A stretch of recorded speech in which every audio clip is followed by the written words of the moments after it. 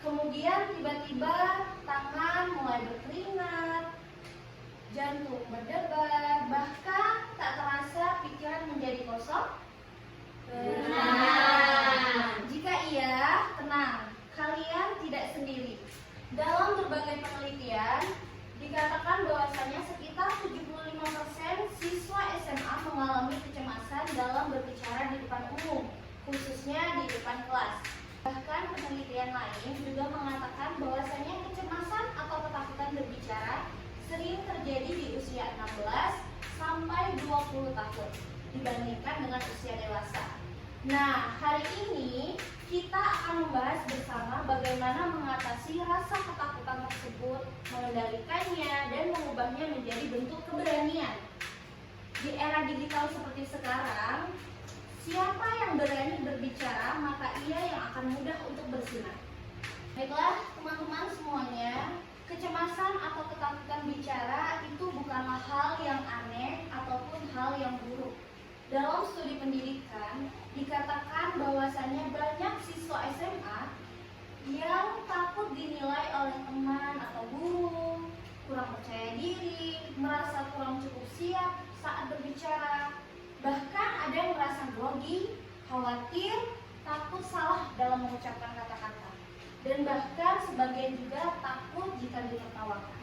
Teman-teman semuanya yang saya banggakan, ketakutan itu adalah hal yang wajar. Namun dengan membiarkannya itu dapat menghambat kita dalam membuat suatu pilihan. Kemampuan dalam berbicara adalah keterampilan yang sangat penting di sekolah maupun di masa depan. Nah, ada pun beberapa faktor yang menyebabkan ketakutan yang dialami oleh beberapa siswa. Yang pertama, takut terhadap penilaian negatif. Sebagian dari siswa beranggapan takut bahwasanya dianggap tidak pintar, tidak menarik, bahkan takut dianggap salah ketika presentasi. Yang kedua, yaitu kurangnya latihan.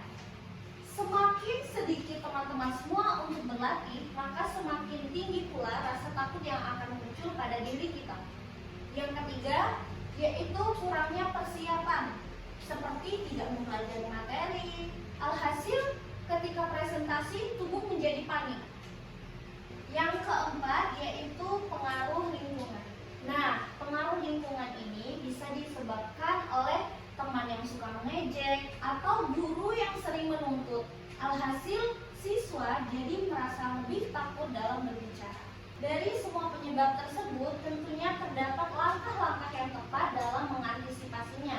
Berbicara mengenai langkah-langkah tepat atau strategi yang dapat kita lakukan dalam mengurangi kecemasan atau ketakutan saat berbicara, teman-teman bisa melakukan cara-cara sebagai berikut. Yang pertama, yaitu melakukan latihan kecil, mulai dari berbicara di depan cermin, merekam suara, atau merekam video. Kemudian teman-teman juga bisa memulai dengan cara berlatih dengan menonton tutorial online bagaimana cara berlatih berbicara dengan baik dan benar. Yang kedua, yaitu pahami audiensmu. Yang ketiga, persiapkan diri dengan baik. Pelajari materinya, perhatikan poin pentingnya. Bahkan teman-teman bisa mengatur alur presentasi tersebut. Yang keempat, yaitu menggunakan media digital. Teman-teman bisa memanfaatkan aplikasi seperti Canva, PowerPoint, menonton video pendek, atau gambar-gambar pendukung lainnya. Yang terakhir yaitu adalah memulai dari kelompok kecil. Teman-teman membiasakan diri berlatih di kelompok-kelompok kecil terlebih dahulu, barulah nanti akan tumbuh yang namanya rasa kepercayaan diri sehingga teman-teman lebih berani dalam berbicara di kelas yang lebih besar lagi. Nah, teman-teman, perlu kita ingat bahwasanya kepercayaan diri itu tidak lahir dalam semalam, melainkan itu lahir karena adanya kebiasaan dalam berlatih.